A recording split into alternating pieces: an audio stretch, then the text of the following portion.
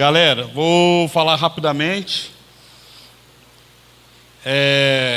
de forma simples, né, para a gente possa entender bem, sem ficar dando volta no assunto, né. E, bom, eu quero pregar a respeito de um lema que nós temos no manifesto, mas ele não está pintado mais nas nossas paredes. E alguns dos lugares pelos quais nós passamos estava. Os mais antigos aqui vão lembrar que era pessoas de verdade com problemas de verdade, né?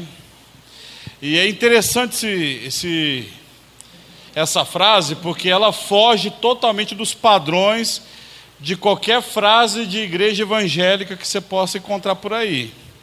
Porque as frases geralmente eram pessoas transformadas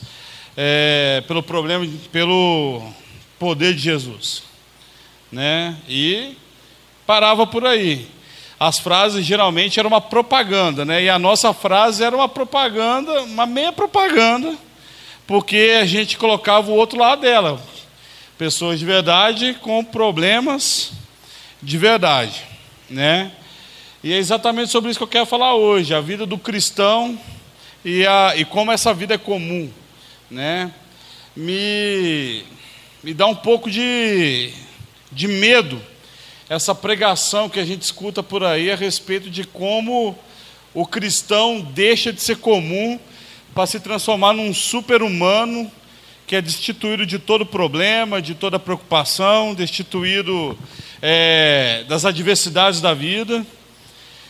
Isso realmente me assusta, porque as pessoas começam a viver uma coisa que não é o evangelho, elas começam a viver uma vida mascarada, onde todos os seus problemas são jogados para debaixo do tapete, e esse cara, essa pessoa, esse ser humano, ele sofre sozinho essas adversidades, porque se ele resolver abrir a boca, ele vai ser taxado de pecador, vai ser dito a ele que ele não está tendo uma vida com Deus, que ele está com a vida enrolada e assim por diante. Então essa noite eu quero dizer para vocês que nós, como homens e mulheres que aceitamos a caminhada com Cristo, nós temos uma vida totalmente comum no aspecto das adversidades da vida. Elas acontecem. Elas já aconteceram e ainda vão acontecer tanto na minha vida quanto na sua vida. A palavra nos diz que há dias de alegria, há dias de tristeza. Tem dias que nós vamos rir, tem dia que nós vamos chorar. Isso faz parte da vida. Isso faz parte da vida dos cristãos e fez parte da vida dos grandes homens que nós lemos suas histórias, tanto na Bíblia quanto na história pós-Bíblia aí dos mártires, daqueles que levaram a palavra de Deus para os quatro cantos do mundo. A única coisa, irmãos, que talvez nos diferencia do resto é a graça, né?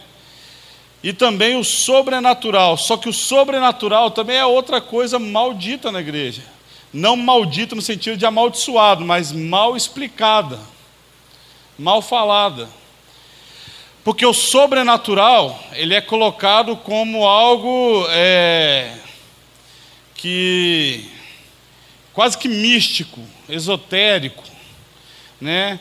Então essa cadeira flutuar é sobrenatural. De fato mas não é o sobrenatural que nós temos que viver. Embora, se isso acontecer, legal. Dá até para colocar no YouTube, né?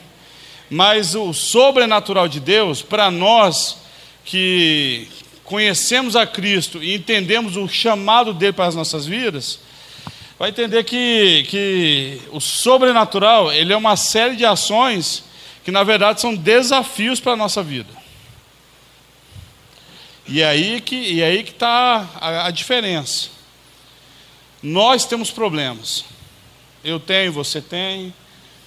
E dentro desses problemas, Deus nos desafia a coisas que realmente fogem do nosso controle, mas é para provar que Ele é Deus. Eu tenho vivido algumas coisas na minha vida que tem provocado em mim agonia, né? Eu tô falando para vocês aqui o que eu estou sentindo. Eu acordo e começo a pensar em algumas coisas que fatalmente vai acontecer, e eu estou com medo que aconteça rápido.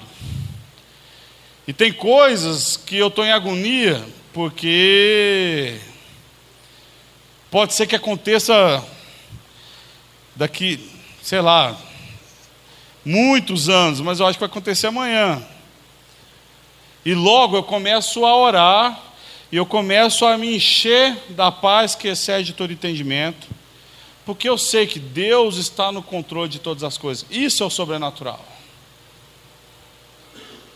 O sobrenatural é entender que Deus me deu um desafio. Deus me deu um desafio de viver para Ele. E é um desafio porque viver para Ele significa entregar tudo que eu tenho a Ele. Inclusive as minhas preocupações. Só que eu entrego a Ele, só que Ele deixa as preocupações ali, de fato, para que eu possa vivê-las. Então eu faço a obra de Deus, eu viajo, assim como muitos de nós temos viajado aqui. Nós abrimos a igreja, fazemos com que as coisas aconteçam, nós planejamos evangelismo, nós planejamos missões, nós planejamos tudo que pode ser feito pela graça de Deus. E mesmo assim a gente convive com as agonias que há em nós. Então eu lembro primeiro de Abraão.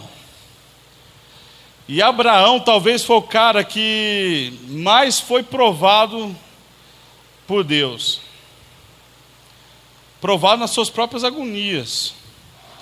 Aí você fala assim, não, Jó também.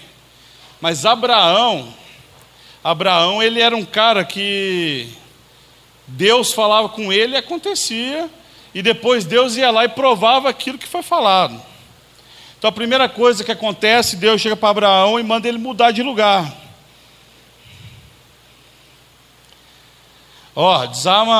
Desarma tudo aí, guarda as barracas, pega as tralhas, vaza para outro lugar. É um desafio. E ele vai. E aí Deus pega e fala para ele, e fica esperto, porque eu vou fazer você pai de muitos, de uma grande nação, e o seu povo vai ser tão numeroso quanto as estrelas do céu. E beleza. A gente tem que... Eu tenho aprendido a olhar os personagens da Bíblia com uma ótica humana, do homem que eles foram. E eu imagino que Abraão olhou para Ló e logo ligou a promessa de Deus a quem? A Ló, que era o seu sobrinho, mas que era tratado como filho. E Ló um dia resolve ir embora. E vai embora. E junto com Ló vai a esperança de Abraão daquilo que foi a palavra de Deus para a vida dele. Vocês estão entendendo que eu estou falando de Abraão na perspectiva do homem que ele foi.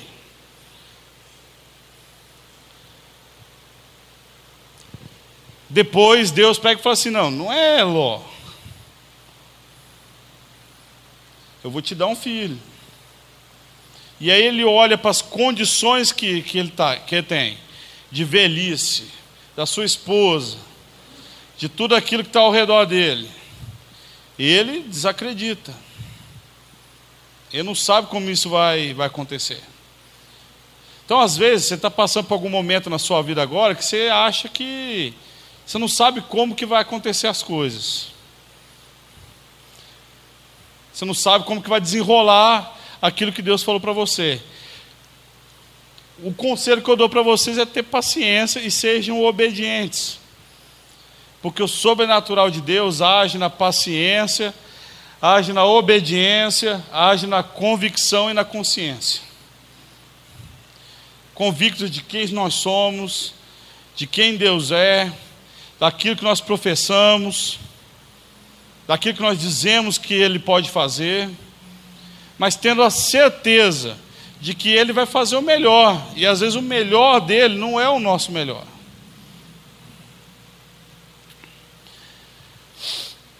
Aí tem a história de Abraão com Agar. Ele se deita com Agar, tem outro filho chamado Ismael, não é o filho da promessa. Aí Sara fica grávida, sobrenaturalmente. E nasce Isaac, o filho da promessa. E aí Abraão pensa, pô, acabou. Foram 25 anos de agonia e Deus fez. Passou essa agonia, veio outra agonia. Um dia Deus chega para Abraão e pede Isaac. E nós já falamos isso várias vezes aqui a respeito de Isaac. Escape, irmãos. Corra com todas as forças que você tem dessas campanhas de traga o seu Isaac para levar ele de volta para casa. Porque está cheio de lugar oferecendo esse tipo de coisa. Traga o seu Isaac. Aí você traz um meio Isaac ou um Isaac fajuto, porque você tem medo de pegar o Isaac de verdade. Com esperança que Deus te devolva 10 Isaques. Mas Abraão levou o filho dele. O Isaac de verdade, o único Isaac que Deus tinha dado para Abraão. E Abraão, naquele momento, muito mais entendido e consciente do poder de Deus, por tudo que ele já tinha visto e vivido e ouvido, ele pega e aceita aquilo lá. Mas nós lemos isso na Bíblia como se isso fosse uma coisa normal. Beleza, Deus, eu vou levar Isaac lá na montanha, eu vou matar ele, está tudo limpo. Abraão, eu imagino, não estava pensando na promessa de Deus. Eu imagino que Abraão estava pensando no filho dele. E aí Abraão preparou tudo para levar o seu filho lá, e eu fico imaginando como é que Abraão estava imaginando como é que ele ia matar Isaac. Qual a melhor forma? Como é que eu faço para ele sofrer menos? Como é que eu vou afiar a faca para a faca ficar afiadinha? E como é que eu faço para um moleque que não é bobo, que eu estou levando ele para fazer sacrifício comigo, só que eu não estou levando cordeiro, estou levando um monte de coisa que precisa. O interessante é que a vida de Abraão com Deus era uma vida tão aberta e tão íntima, que quando ele chega lá, Isaac entende que é o sacrifício e se dá sacrifício. Porque se eu sou Isaac, eu tenho lá por volta de 15, 16 anos, eu quebrava o meu pai no meio e vazava. Um velho de mais de 100 anos. Mas ele não, ele se doou. Por quê? Porque enxergou, viu, acompanhou a vida do pai com Deus. As histórias que o pai contava. E de fato Deus foi até o limite com Abraão, até que Deus proveu, né, a ovelha lá, o cordeiro, e aí Isaac foi embora para casa com Abraão, e eu fico imaginando a conversa dos dois. Como é que foi? A promessa que Deus deu para Abraão, ela foi difícil até agora, e é ainda, porque Isaac casa com uma mulher estéril. Jacó casa com uma mulher estéril. E Deus faz com que a promessa feita a Abraão seja cumprida sempre no limite. José era um homem comum. Tinha 11 irmãos. Um dia dormiu. Acordou como outro dia qualquer. Tomou café, assistiu Ana Maria Braga, né? Estava se arrumando para dar um rolê lá. De repente chega o pai e falou, vai lá ver seus irmãos. Ele foi lá ver os irmãos dele, nunca mais voltou. Os irmãos jogaram ele numa cisterna. Ele foi vendido como escravo. Ele acordou livre e dormiu escravo. Mas o cara sabia quem era Deus, o cara tinha intimidade com Deus. Ele foi sendo servo para a casa de Potifar e serviu a Potifar. Depois ele foi preso, injustamente acusado de estupro, ou a tentativa de estupro, né? E foi preso na cadeia do faraó, que era o corredor da morte, meu amigo. E lá ele resolve servir a prisão. Tanto Potifar quanto o cara que tomava conta da prisão pegou e falou assim: ó, sem dúvida há o poder de Deus na sua vida. E são duas pessoas politeístas, que reconheciam que havia algo diferente na vida de José. Irmãos, e José é esquecido pelo copeiro, né? Depois de muitos anos lá que ele é lembrado pelo faraó, e aí o faraó pega, chama ele revela lá os sonhos, lê lá, viu, Gênesis do capítulo 37 ao 45. Fica curioso não, vai lá e lê. E aí ele se torna o vice-rei do Egito. Isso é a continuação da história de Abraão lá atrás. E aí vai para frente, irmãos, a história. Depois veio Moisés. Vai ver o filme de Moisés que está no cinema. Não vai achando que é um filme bíblico. Você vai se frustrar. Mas vai assim, com esperança, vai ver que Deus fala com você no filme. O Ariovaldo foi comigo e o Ariovaldo viu, ele prestou atenção em algumas coisas que eu fiquei pensando depois.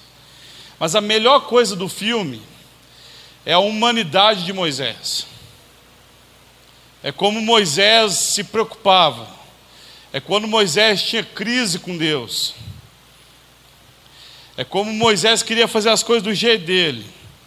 E como Moisés atendeu o chamado de Deus e deixou coisas que ele realmente amava. E foi fiel, aceitou o desafio. E foi. E foi terrível para ele. E quando eu leio a história de Moisés na Bíblia, eu imagino que tenha sido realmente terrível para ele. O preço que ele pagou foi alto mesmo. Fazer o que Deus pediu foi um preço grande. Mas foi pago. Depois nós vamos para Davi, irmãos. Davi tem história cabulosa na vida dele.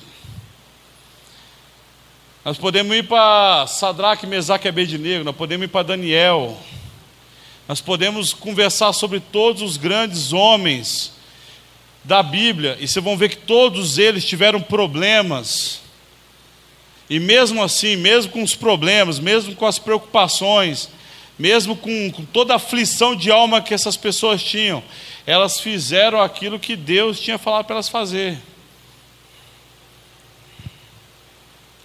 E elas só fizeram porque elas tinham relacionamento com Deus. Porque Deus era muito mais do que apenas uma entidade invisível para eles. Mas era algo vivo que estava ali do lado e que podia conversar com eles. Eles podiam sentir Deus. Vir na igreja, irmãos, é bom. A gente encontra os amigos, a gente revê a galera, põe o assunto em dia. Mas se nós não tivermos uma vida com Deus, na nossa casa, no nosso dia a dia, todo o tempo, e a gente não desabafar com Deus os nossos problemas, as nossas agonias, nós não vamos dar conta, nós vamos continuar vivendo uma religião. Nós vamos explodir, irmãos.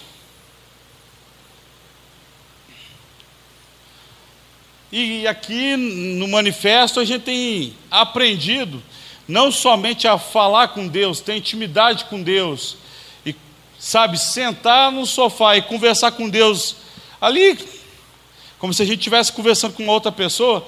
A gente também tem aprendido a abrir as nossas vidas com os amigos também. para que os amigos possam caminhar conosco. Porque se eu venho só no domingo na igreja aqui, está tudo certo, vim só no domingo, nada contra aqueles que não vêm dia nenhum, porque nem eu venho, eu só venho no domingo também. Né?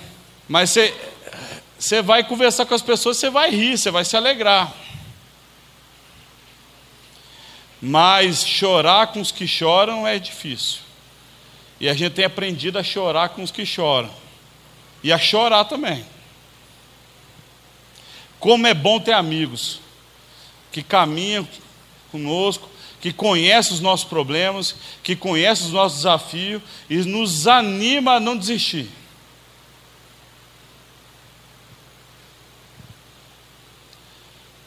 O próprio Jesus, na sua humanidade, quando ele vem humano, mesmo ele não sendo humano comum, mas veio como humano, foi no Getsemane e sofreu problemas como humano, dores, agonia como humano. Senhor, afasta de mim esse cálice, contudo seja feita a sua vontade. Então, irmãos, a palavra essa noite é que realmente nós possamos fazer essa oração. Fala assim: ó Senhor, seja feita a tua vontade, eu entrego a minha vida ao Senhor. Eu entrego tudo que eu tenho, tudo que sou, e a minha angústia, Senhor, a minha agonia. Cuida da minha agonia, Senhor. Coloca paz no meu coração. E você vai conhecer a tal da paz que excede todo entendimento que nós falamos aqui o tempo todo. É ter os problemas, é enfrentá-los e caminhar segundo aquilo que Deus colocou no nosso coração. O Ariovaldo viaja aí, está viajando 2 finais de semana por mês, não é isso? Você não tem problema, filho? Aí as pessoas acham que o Ariovaldo não tem problema, que viaja, está de boa, tem um site lá, põe a Bíblia freestyle. Você tem problema, Daniel?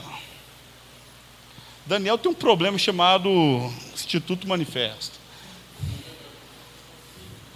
Não, o Daniel não vai ter nem julgamento, Deus já tem direto já. Todos nós temos problema. Agora que nós possamos contar esses problemas para Deus. Ele sabe, mas falta nós desabafarmos com Ele. Estão entendendo, irmãos?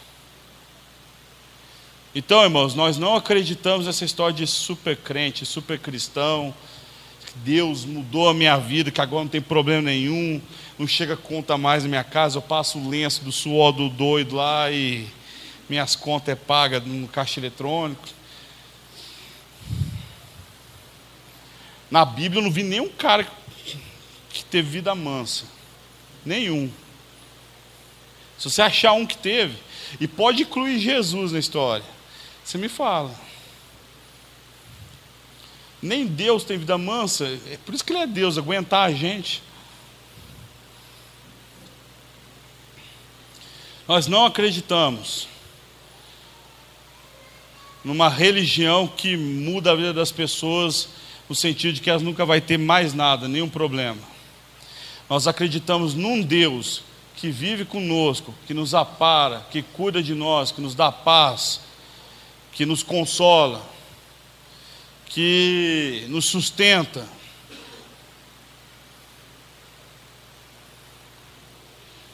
Um Deus de amor, um Deus que faz com que a gente possa experimentar coisas que são de fato sobrenaturais. E um sobrenatural que de fato seja relevante na nossa vida. Não um sobrenatural espetáculo, mas um sobrenatural que faz com que eu e quem estiver ao meu redor seja abençoado. Amém, irmãos? Essa é a palavra de hoje. Espero que você tenha essa relação com Deus. Entregue seus medos a Ele, suas angústias, seus problemas. E siga em frente. Toca a vida. Ande com pessoas ao seu lado. Não anda sozinho, irmão. Essa comunidade existe, a igreja, o corpo chamado igreja existe, é para nós não andarmos sozinhos.